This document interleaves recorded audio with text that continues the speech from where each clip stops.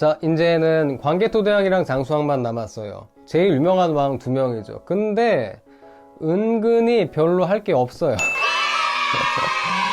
광개토대왕 영토를 많이 넓혔다. 근데 광개토대왕 하면 떠오르는 게 광개토대왕 릉비입니다. 자, 근데 광개토대왕 릉비는 광개토대왕이 만든 게 아니에요. 광개토대왕이 아들인 장수왕이 만든 거죠. 자기 비를 자기가 만들 수는 없는 그런 거죠. 그런데 광개토대왕을 볼 때는 이 400년의 사건을 주목해야 돼요. 삼국의 역사를 이해하는데 400년의 사건은 매우 중요해요. 자, 400년의 사건이 그럼 뭐냐? 자, 쉽게 설명을 해줄게요. 여기 보면은 가야랑 왜가 신라를 공격해요. 가야랑 왜가 신라를 공격하는데 신라는 당시 400년의 좀 위기였습니다.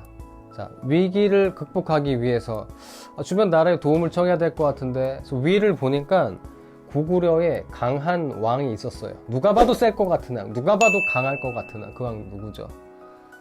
광개토대왕. 광개토대왕이 있습니다. 광개토대왕한테 도움을 청하러 갑니다. 도움을 청하러 갈 때는 빈손으로 갈 수는 없는 거죠. 그래서 빈손으로 가지 않고 뭐를 들고 갔다? 뭐 이렇게 들고 가죠. 이렇게 잘해주세요. 잘해주세요 하고 주는 게 뇌물이죠. 뇌물. 뇌물 왕이라고 하지 말고 뇌물 마립간이라고 합시다. 왜 그런지는 다음 수업 때 알려줄게요. 뇌물 마립간이 뇌물을 들고 광개토대왕을 찾아가요. 광개토대왕은 이거를 수락했을까요? 안 했을까요? 수락합니다. 광개토대왕이 오케이 알았어 라고 해가지고 5만 명의 군사를 이끌고 내려옵니다. 어떻게 됐을까요? 이기겠죠. 광개토대왕이 그냥 이길 것 같지 않아요? 그렇습니다. 그래서 광개토대왕이 가야랑 왜의 군대를 격파합니다. 이게 뭐가 중요하느냐? 삼국의 역사의 전개에 있어가지고 되게 중요해요. 광개토대왕이 내려왔을 때 가야를 공격하는데 그 가야는 금관가야입니다. 이 광개토대왕이 공격을 받은 금관가야는 그때 당시 가야 연맹의 세력의 주도권을 잃어버려요. 힘이 약해집니다. 금관가야의 힘이 약해지고 그 이후에 대가야가 연맹을 주도하게 되는 거예요. 가야의 역사를 바꾸는 거예요. 400년의 이 사건은 광개토대왕의 공격 때문에 금관가야가 쇠퇴하고 대가야가 강화되는 겁니다. 주의할 것은 금관가야가 멸망이 아니에요. 쇠퇴, 하락. 멸망이 아니라 쇠퇴, 하락하는 겁니다. 사실은 뭐 우스갯소리로 신라의 뇌물마립간이 뇌물 들고 광개토대왕 갔다고는 했는데 아무런 대가 없이 내려오진 않아요. 이후에 어떻게 했다? 신라에 굉장히 많은 압박을 합니다. 내정 간섭을 해요. 그래서 이 400년의 사건을 주목해야 됩니다. 400년의 사건을 꼭 기억하세요. 가야의 역사 할 때도 요거를 얘기할 겁니다. 오케이? 자, 이제 장수왕에 대해 보도록 하겠습니다. 이게 뭐지? 많이 봤을 거예요. 무거워요. 뭐 호태왕비라고 되어 있는데 줄임말이죠. 원래 국강상 광개토경 평안 호태왕비인데 그거 줄임말이고, 제가 중국에 갔을 때 이거를 실제로 봤어요. 실제로 엄청 큽니다. 진짜 어마어마하게 커요. 이게 한 6.3m 정도 되고 글씨가 한 1800자 정도 써 있다라고 하는데, 말이 6m지 제 키가 2m가 조금 안 되니까 제 키 한 3배 이상 되고, 와, 그 위용, 이 압도적인 느낌, 이 어마어마한, 그거는 엄청났어요. 저를 엄청 설레게 하기도 했고, 그리고 진짜 실제로 봤을 때는 글씨도 엄청 커요. 손끝발 한 글자만 이 정도 되기도 하고, 그래서 안에서 둘러보면서 이 고구려 역사에 대해서 한번 좀 많이 생각을 해보기도 했고, 그리고 이 기운, 전기를 좀 느껴보고 싶어가지고 이거를 가져왔습니다. 사실 이런 거를 많이 있으면 좋은데 말이에요. 이런 게 사실 뭐 여담인데 개인적으로 갖고 싶은 게 몇 가지 있어요. 신라 금관 막 이만한 거 있어요. 실제 금동의 형태를 떼어가지고 막 장식을 한 되게 예쁜 거 있어요. 그리고 부여에 가면은 금동대왕의 무용을 한 이만한 게 있어요. 사실 제가 막 물욕이 있거나 뭐 소유욕이 있거나 그러지 않는데, 와, 진짜 그거는 너무 갖고 싶었어요. 근데 가질 수 없었습니다. 너무 비쌌거든요. 금관 하나에 198만원, 우둔대학로도 198만원. 와, 그건 나중에 뭔가 잘 되면은 꼭 사서 영상 높여다 두고 설명을 해주도록 할게요. 지금은 요 돌덩이만 놓고 얘기를 해야 될 것 같네요.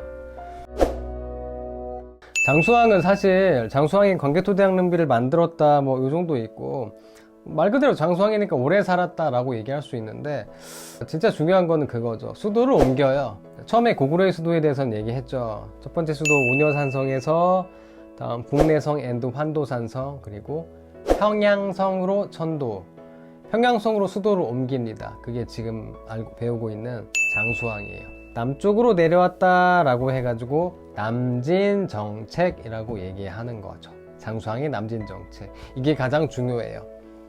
왜 중요하냐, 남진함으로 인해 가지고 밑에 있는 백제와 신라가 연합을 해요.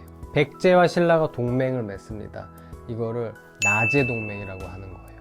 둘이 힘을 합쳐가지고 견제를 하기 시작하는 거죠.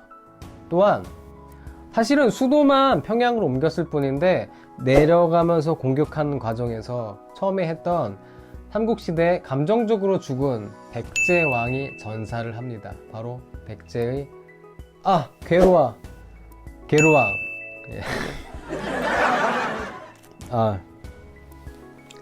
예. 백제의 괴로왕이 전사를 하게 되는 거죠. 그리고 백제가 이후로 수도를 옮깁니다. 괴로왕이 죽고 그 다음이 왕이었던 문주왕이 수도를 현재 공주로 옮기게 됩니다. 백제의 수도 이동에 대해서는 다음 시간에 자세히 다루도록 할게요. 이것까지 관련되어 있기 때문에 장수왕의 남진정책은 단순히 수도를 옮긴 게 아니라 백제와 신라의 어떤 외교, 우리 역사에 있어서 큰 영향을 끼치고, 백제는 수도까지 옮기는 거기 때문에 또 기억을 해야 돼요. 자, 이 정도 보면은 고구려의 왕에 대해서는 어느 정도 다룬 것 같아요. 꽤 많이 있죠. 뭐 태조왕, 고국천왕, 고국원왕, 미천왕, 소수리왕, 광개토대왕, 장수왕이 있는데, 각각의 왕들에 대해서 그냥 요약한 여러 가지 중요 핵심만 알면은, 이 고구려의 왕들은 교과서적인 내용적으로 봤을 때 이 정도면은 충분합니다. 참고로 그거 알면 좋아요. 고구려는 무덤 안에 그 벽화가 그려져 있어요. 그래서 4명의 신이 동서남북으로 있다라고 해서 좌청룡, 우백호, 남주작, 북현무. 뭐 좌청룡, 우백호는 알겠고, 남주작, 주작은 붉은 봉황, 그러니까 뭐 우리 청와대에 있는 그거 상징이기도 하고, 북현무, 현무는 이 뱀이랑 거북이랑 막 엉켜 있는 그런 현상이에요. 그래서 그거 정도 알아두면 됩니다.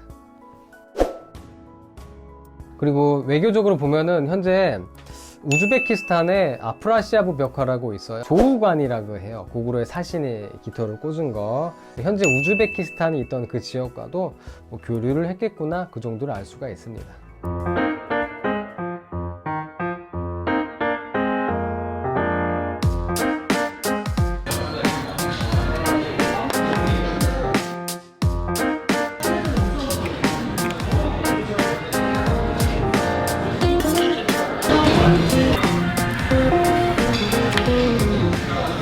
자, 오늘은 광개토대왕과 장수왕에 대해서 배웠습니다. 사실 광개토대왕은 땅을 넓혔다라는 뭐 그런 의미도 상당히 있지만, 광개토대왕을 이해하려면은 400년의 사건을 기억해야 된다라고 얘기했습니다. 400년에 가야랑 왜가 신라를 공격했다 그랬죠. 그 신라의 뇌물마리간이 뇌물을 주면서 광개토대왕한테 도움을 청해요. 그래서 광개토대왕이 5만의 군사를 끌고 내려와서 가야를 격파하게 됩니다. 근데 그냥 도움을 준 건 아니죠. 이후에 신라에 내정 간섭을 했다라는 거 기억을 하시고, 가야도 광개토대왕의 공격으로 전기가야 연맹이 금간가야가 쇠퇴하고, 이후 대가야로 후기가야 연맹으로 세력이 이동된다라는 거 기억을 하셔야 돼요.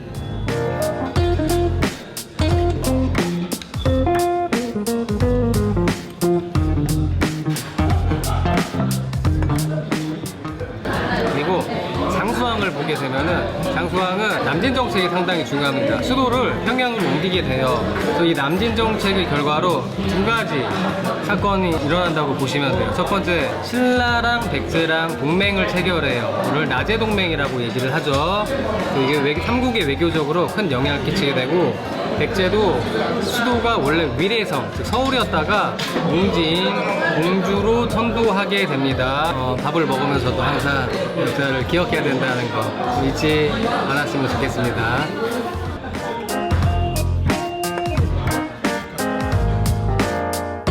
고생 많았어요. 이 비석의 전기를 한번 이어봐주세요.